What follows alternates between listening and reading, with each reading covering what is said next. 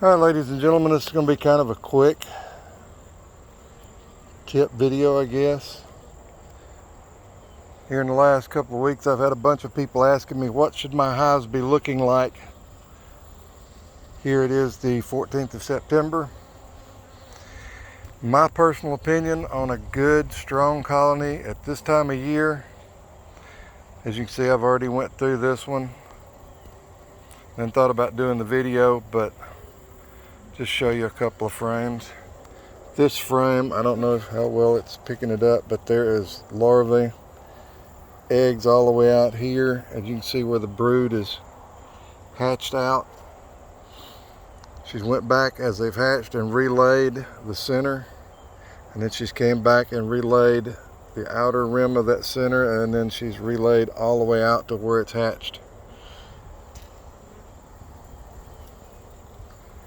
On this side, the dead center is all eggs. This frame next to it is all open brood, both sides. I should say this frame right here. This frame right here is mostly capped brood.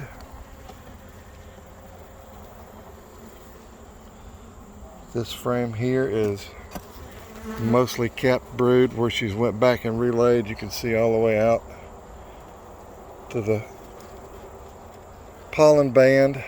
There's larvae ready to be capped. This is a queen that has, I sold the queen out of this box. I think it was April 5th, or not April 5th, August 5th. She's got mated quite well and came back. You can still see the remnants of me letting them make their own queens.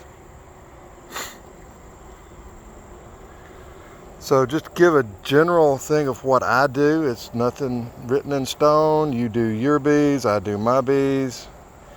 But just as an FYI, people wanting to know what I do, I want to see at this time of year, minimum of, in an 8-frame box, 5 frames of brood. There is brood 1, 2, 3, 4, 5. This side is brood. Well, no, I didn't go that far. This side is brood. I think this side is mostly pollen. These two I bet would be honey. I didn't go that far. I've seen all I needed to see, and then I decided, well, I need to do that video. So I've got 2 honey supers on here. I've already went through and put all of the capped honey in this super, put all the open nectar and a little bit of honey that's capped in this box. Over the fall, what should happen is they should bring the honey that's open down and finish filling in the holes in this box and start bringing it down to backfill the brood chamber, getting ready for winter. Winter bees are usually late in October. We've gotten about 2 inches of rain last week, so as you can see, the goldenrod, the 6-foot to 7-foot goldenrod is blooming, so we should have a little bit of a nectar flow coming in. They're bringing in 2 colors of pollen, a light yellow and a dark orange.